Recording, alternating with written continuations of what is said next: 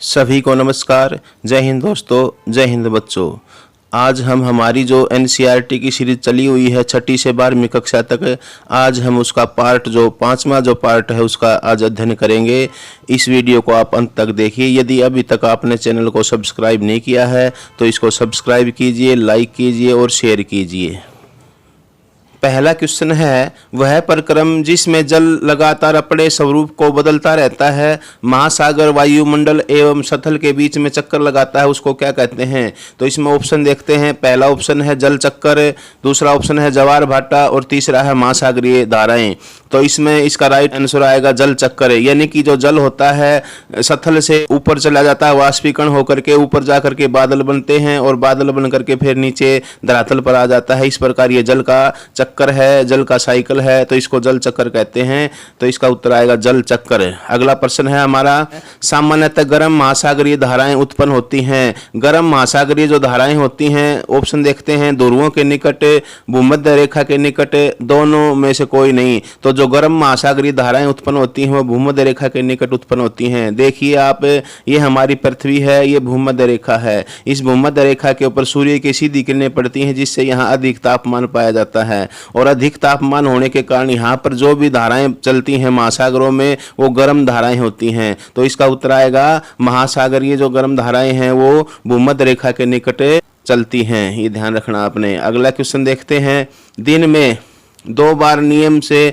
महासागर का जल का उठना और गिरना क्या कहलाता है? बहुत ही अच्छा प्रश्न है। जब महासागर है, हमारा महासागर में जल ऊपर उठता है दिन में 2 बार और नीचे गिरता है, तो इसका ऑप्शन देखते हैं। पहला ऑप्शन है ज्वार भाटा, दूसरा है महासागरीय धाराएं, तीसरा है तरंगे। यानी कि दिन में जब महासागर का जल 2 बार ऊपर उठता है और तो उसको ज्वार भाटा कहते हैं। ऊपर उठता है और नीचे गिरता है तो इसको ज्वार भाटा कहते हैं। एक चीज और बताता हूं मैं आपको, जो ज्वार भाटा होता है 24 घंटे में लगभग 2 बार आता है और एक बार जो ज्वार भाटा है उसका जो टाइम है 12 घंटे 26 मिनट है। 12 घंटे 26 मिनट में एक बार ज्वार भाटा आ जाता है, ये ध्यान रखना है। और जो ज्वार भाटा है वो किस कारण से आता है वो भी मैं आपको बताता हूँ। ये हमारी चंद्रमा है। एक बार तो चंद्रमा के आकर्षण से आता है और जब दूसरी बार ज्वार भाटा आता है तो वो पृथ्वी के अपकेंद्रीय बल के कारण आता है। ये भी ध्यान रखना है। जो ज्वार भाटा आता है वो चंद्रमा के आकर्षण से और पृथ्वी के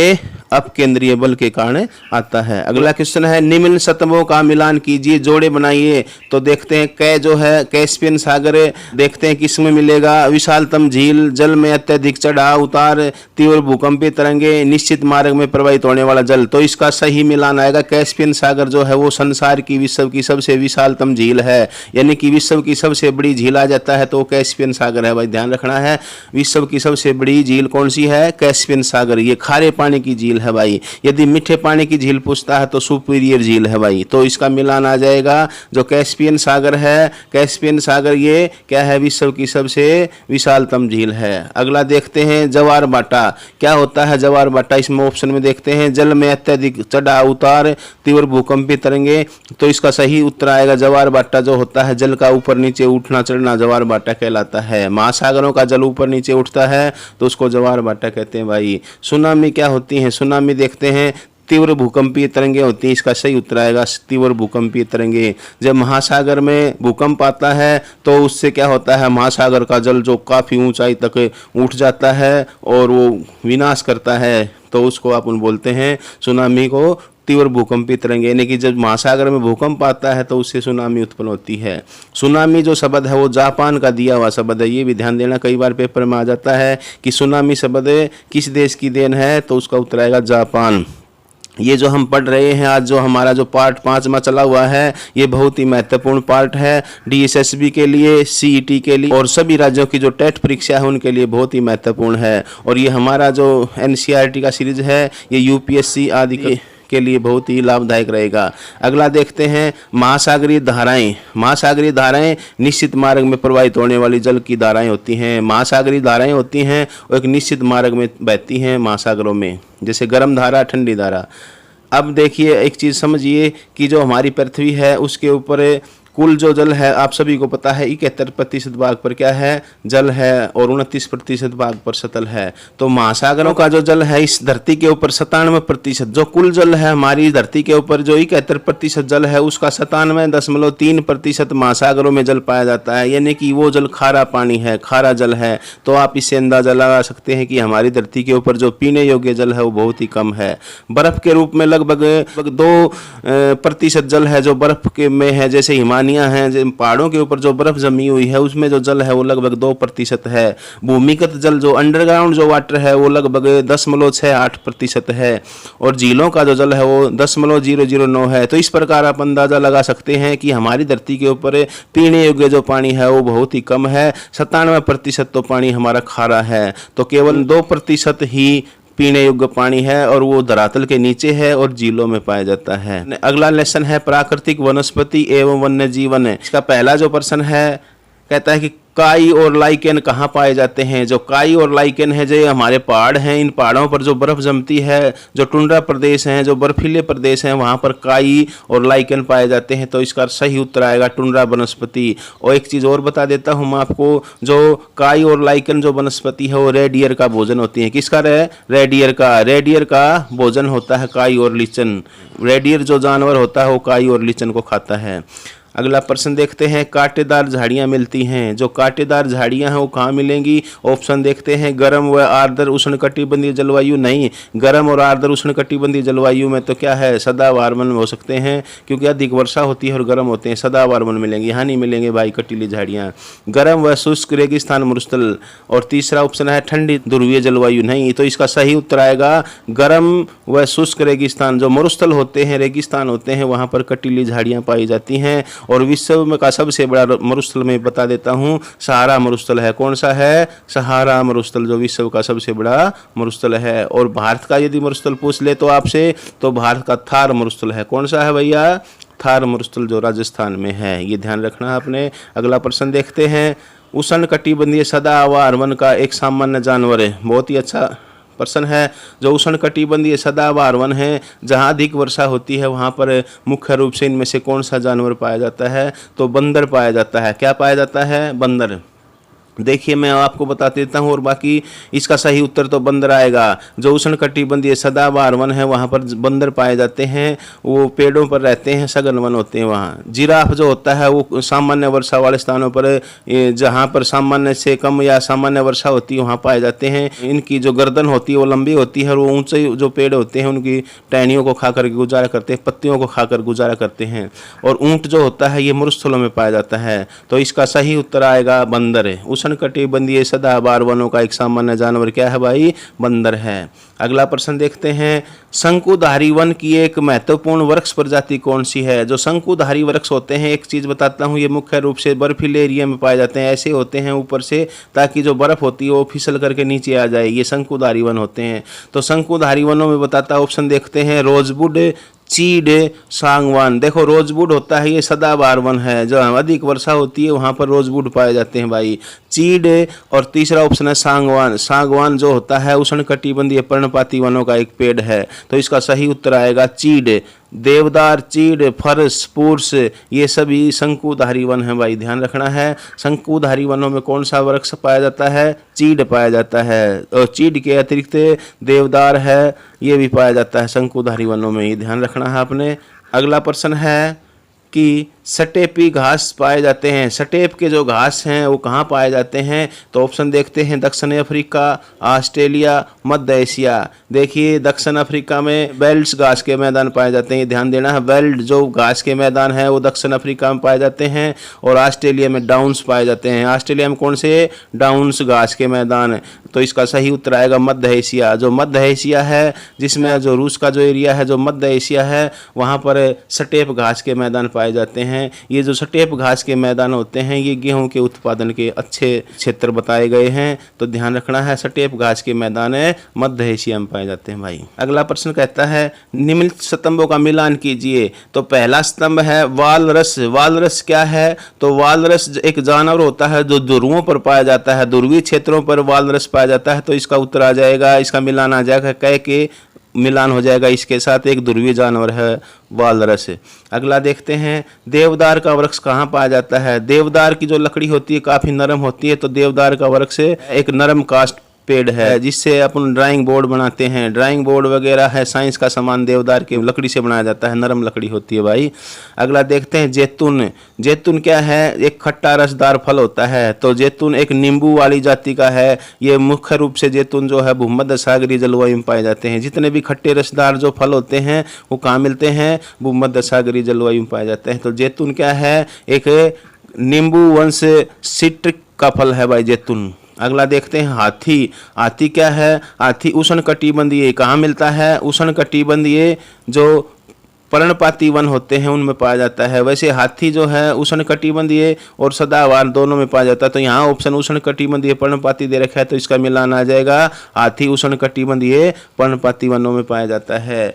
अगला है कंपोज। जो कंपोज है एक प्रकार से घास के मैदान है। ये कंपोज कहाँ मिलते हैं, ये कंपोज ब्राजील के उष्णकटिबंधीय घास के मैदान हैं। ये कंपोज बहुत इंपॉर्टेंट प्रश्न है, कई बार प्रश्न आ चुका है पेपरों में।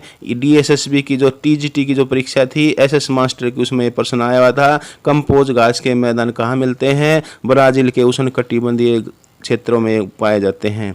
डाउन्स। डाउन्स जो घास के मैदान हैं ये, तो डाउन्स कहाँ मिलते हैं, अंटार्कटिका का शीतोष्ण घास का जो मैदान है वो डाउन्स है। यानी कि ये जो डाउन्स हैं ऑस्ट्रेलिया में और अंटार्कटिका के जो शीतोष्ण घास के मैदान हैं उनको डाउन्स कहते हैं। इस प्रकार इनका मिलान हो जाएगा, आप इसका स्क्रीनशॉट ले सकते हो। अगला लेसन है हमारा 7वां पार्ट है 7वीं क्लास का। आप देख रहे हो लेक्चरर मुकेश राज यूट्यूब चैनल। इसको ज़्यादा से ज़्यादा शेयर कीजिए, लाइक कीजिए, और यदि अभी तक इसको सब्सक्राइब नहीं किया है तो इसको सब्सक्राइब कीजिए। ये बहुत ही महत्वपूर्ण सीरीज चली हुई है, और इसकी जो पहले की जो 4 सीरीज हैं, जो 4 पार्ट हैं, वो इसके डिस्क्रिप्शन में दिए गए हैं, आप वहाँ से जा करके इनको देख सकते हो। आज ये 5वां जो पार्ट है NCERT का ये चला हुआ है। इस प्रकार 12वीं कक्षा तक ये NCERT की सीरीज चलेगी। प्रश्न है हमारा, परिवहन के 4 प्रकार बताएं। जो परिवहन के 4 प्रकार हैं वो देखते हैं। पहला प्रकार है स्थल परिवहन, जल परिवहन, वायु परिवहन और पाइपलाइन परिवहन। और कौन सा भाई, पाइपलाइन परिवहन। तो परिवहन के 4 साधन पूछ लेता है, आपने 4 प्रकार पूछता है तो आप बता देना है कि स्थल परिवहन, जल परिवहन, वायु परिवहन और पाइपलाइन परिवहन। इनमें सबसे सस्ता जो परिवहन का साधन होता है वो जल परिवहन होता है, ये ध्यान रखना आपने। अगला प्रश्न देखते हैं, बस्ती से आप क्या समझते हो। बस्ती यानी कि एक रहने का स्थान होता है जहाँ 6 या इससे अधिक घर एक स्थान पर बन जाते हैं, तो उसको बस्ती कहते हैं। तो इसको ऐसे भी लिख सकते हैं कि वह स्थान जहाँ लोग अपने लिए घर बनाते हैं उस स्थान को बस्ती कहते हैं। या इसको ऐसे लिखते हैं, 6 से अधिक संख्या में जब एक स्थान पर घर बन जाते हैं तो उस स्थान को बस्ती कहा जाता है। बस्ती 2 प्रकार की होती हैं, एक ग्रामीण बस्ती, एक नगरीय बस्ती।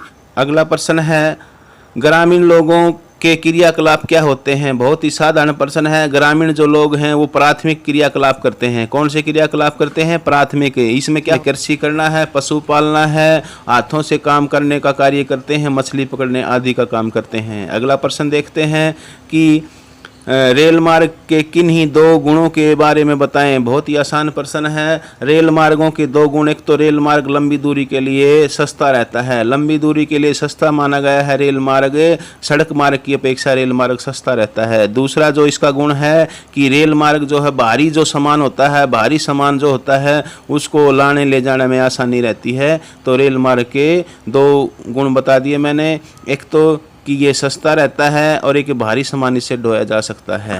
अगला प्रश्न है, संचार से आप क्या समझते हो। तो बहुत ही आसान प्रश्न है। एक व्यक्ति से दूसरे व्यक्ति के बीच में संदेशों का आदान प्रदान, एक व्यक्ति से दूसरे व्यक्ति के बीच में या एक व्यक्ति से अनेक व्यक्तियों के बीच में संदेशों का आदान प्रदान संचार कहलाता है।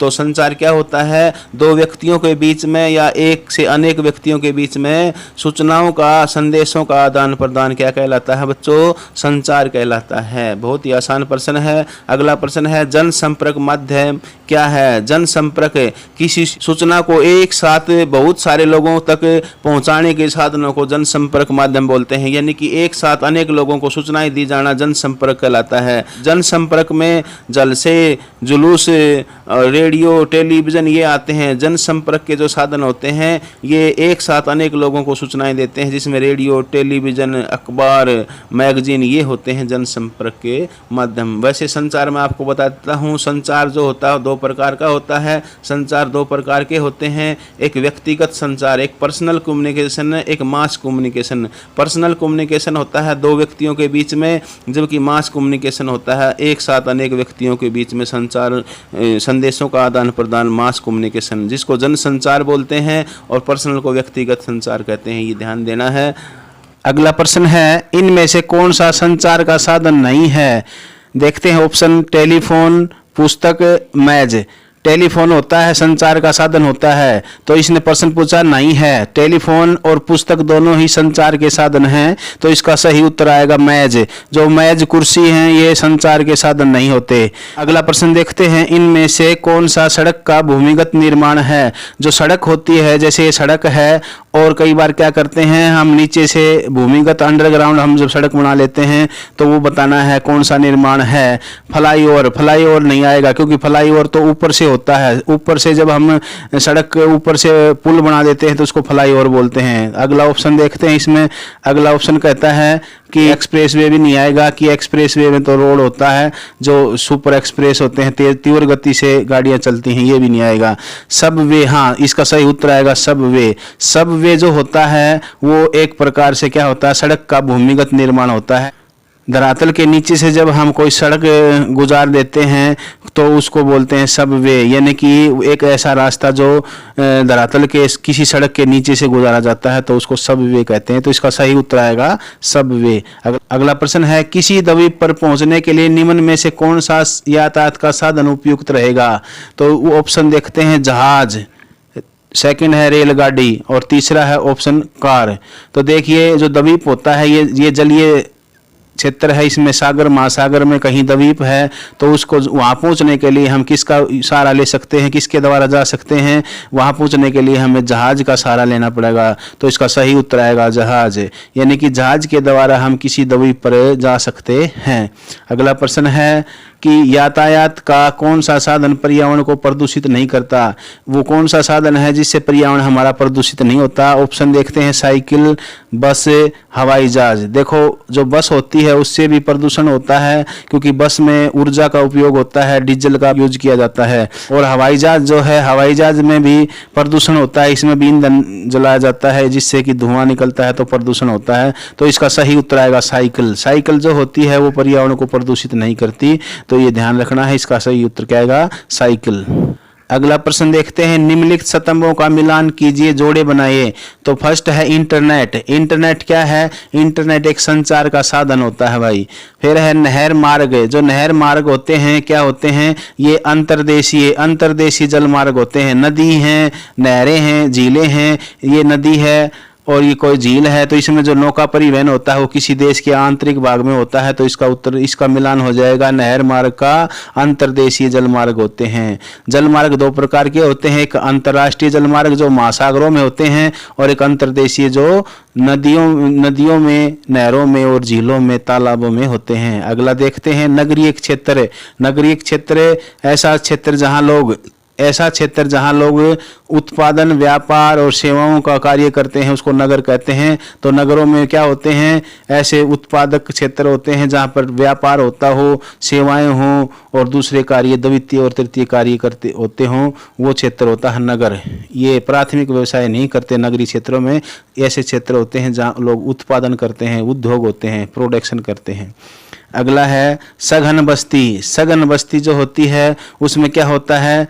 आसपास मकान होते हैं, तो इसका सही मिलान आ जाएगा, आसपास निर्मित घरों का क्षेत्र होता है सघन बस्ती। सघन बस्ती में नजदीक घर होते हैं, बिल्कुल पास घर होते हैं, ऐसी बस्ती को सघन बस्ती कहते हैं। इसके विपरीत एक बस्ती होती है परीक्षित बस्ती, जिसमें दूर दूर घर होते हैं। ये दूर दूर घर हैं, ये परीक्षित बस्ती है। मरुस्थलीय इलाकों में परीक्षित बस्ती पाई जाती है, जबकि जो उपजाऊ मैदान है नगरों में कौन सी बस्ती पाई जाती है? सघन बस्ती पाई जाती है। अगला जो लेसन है वो 7वीं क्लास का 8वां जो लेसन है वो है, उसके प्रश्न हम देखते हैं क्या है। देखो पहला जो प्रश्न है कहता है कि उस महाद्वीप का नाम बताएं जो अमेजन बेसिन में स्थित है। बहुत ही आसान प्रश्न है, उस महाद्वीप का नाम बताना है जहां अमेजन बेसिन है। ये देखिए उत्तरी अमेरिका है, ये दक्षिणी अमेरिका है। दक्षिणी अमेरिका में अमेजन बेसिन है, ब्राजील है जहां, तो इसका उत्तर आएगा दक्षिण अमेरिका। तो इसका सही उत्तर क्या आ जाएगा? इसका उत्तर क्या आ जाएगा? इसका उत्तर आएगा वह महाद्वीप जहां अमेजन बेसिन है, दक्षिण अमेरिका। क्या आएगा? दक्षिण अमेरिका। दक्षिण अमेरिका इसका उत्तर आ जाएगा भाई। अगला प्रश्न है अमेजन बेसिन के लोग कौन सी फसल उपजाते हैं? तो इसका उत्तर आएगा अमेजन बेसिन के जो लोग हैं टेपियोका। क्या उगाते हैं? टेपियोका एक फसल है टेपियोका। और क्या उगाते हैं? अनानास उगाते हैं। और भैया अनानास टेपियोका और शक्करकंद उगाते हैं। ये ध्यान देना आपने। इसका उत्तर आएगा टेपियोका, अनानास और शक्करकंद। अगला प्रश्न है अमेजन के वर्षा वनों में कौन से पक्षी पाए जाते हैं? एक बात तो ये बताता हूँ कि अमेजन बेसिन है जहाँ वर्षा होती है, उस क्षेत्र में काफ़ी विविधताओं वाले पक्षी पाए जाते हैं। और लेकिन मुख्य रूप से जो पक्षी पाए जाते हैं उसमें टुक्कन, क्या है? टुक्कन, एक तो टुक्कन प्रमुख पक्षी है, और गुंजन एक क्या है? गुंजन और टुक्कन ये पक्षी खूब पाए जाते हैं। और एक विशेष बात और है इन पक्षियों के, ये रंगीन पक्षी होते हैं। ये कैसे पक्षी हैं? रंगीन, ये कलर वाले पक्षी पाए जाते हैं। खास बात है, पेपर में आ जाता है रंगीन जो पक्षी हैं वो मुख्य रूप से किस बेसिन में पाए जाते हैं? तो इसका उत्तर आएगा अमेजन बेसिन। तो अमेजन जो वर्षा वाला जो क्षेत्र है वहाँ पर रंगीन पक्षी पाए जाते हैं, जिसमें टुक्कन है और गुंजन है।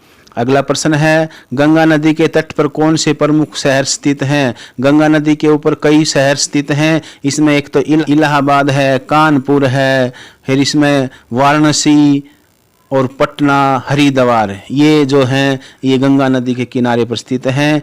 फिर बता देता हूँ मैं आपको, हरिद्वार, पटना, वाराणसी, कानपुर और इलाहाबाद प्रमुख नगर हैं जो गंगा नदी के किनारे पर स्थित हैं। अगला प्रश्न है एक सींग वाले गेंडे कहाँ पाए जाते हैं? एक सींग वाले जो गेंडे हैं वो असम में पाए जाते हैं। कहाँ पाए जाते हैं? असम में। असम का जो काजीरंगा नेशनल पार्क है वहाँ पर एक सींग वाले गेंडे खूब पाए जाते हैं। जो एक सींग वाला गेंडा है ये मुख्य रूप से असम और पश्चिमी बंगाल के जो दलदली इलाके हैं वहाँ पर खूब मिलते हैं। तो इसका सही उत्तर आएगा एक सींग वाले गेंडे कहाँ मिलते हैं? असम में पाए जाते हैं भाई। टुक्कल क्या है? टुक्कल जो है वो देखते हैं ऑप्शन, पक्षी है, पशु है, फसलें हैं। तो टुक्कल जो है वो एक प्रकार का पक्षी है, ये रंगीन पक्षी है, ये अमेजन बेसिन में पाया जाता है। ये जो टुक्कल पक्षी है इसका मैं आपको चित्र दिखाता हूँ। ये देखिए ये टुक्कल पक्षी है, ये टुक्कल पक्षी है। ये इसकी जो चोंच होती है बिल्कुल लाल होती है, आगे से काली चोंच होती है। अगला प्रश्न देखते हैं मैनीयॉक कहाँ का प्रमुख भोजन है? मैनीयॉक, जो मैनीयॉक है ये मुख्य रूप से देखते हैं ऑप्शन में गंगा बेसिन, अफ्रीका और अमेजन। तो मैनीयॉक जो भोजन है वो अमेजन बेसिन का है। अमेजन जो नदी है उसके आसपास जो लोग रहते हैं उस क्षेत्र का भोजन है मैनीयॉक, ब्राजील में भैया। अगला प्रश्न है कोलकाता किस नदी के तट पर स्थित है? बहुत ही अच्छा प्रश्न है। कोलकाता देखते हैं ऑप्शन में ऑरेंज नदी, नहीं ऑरेंज नदी पर नहीं है, हुगली नदी और भागीरथी नदी। तो इसका सही उत्तर आएगा हुगली नदी। जो कोलकाता बंदरगाह है, जो कोलकाता है वो हुगली नदी के किनारे पर स्थित है भैया।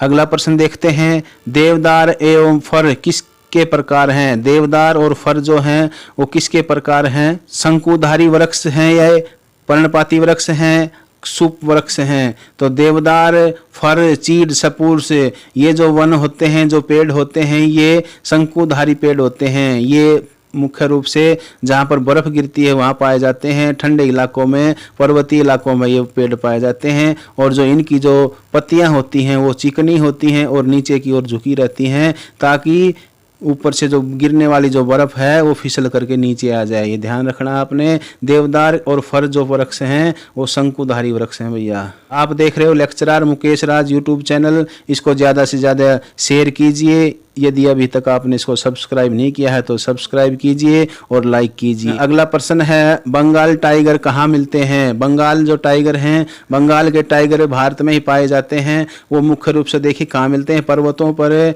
डेल्टाओं पर और अमेजन में। तो इसका सही उत्तर आएगा डेल्टाओं पर। और वो डेल्टा कौन सा है जो बंगाल टाइगर के लिए प्रसिद्ध डेल्टा है? वो गंगा ब्रह्मपुत्र का डेल्टा है, जिसका नाम है सुंदरवन का डेल्टा। कौन सा है? सुंदरवन का डेल्टा। सुंदरवन के डेल्टे पर मुख्य रूप से बंगाल टाइगर पाए जाते हैं, पश्चिमी बंगाल में है।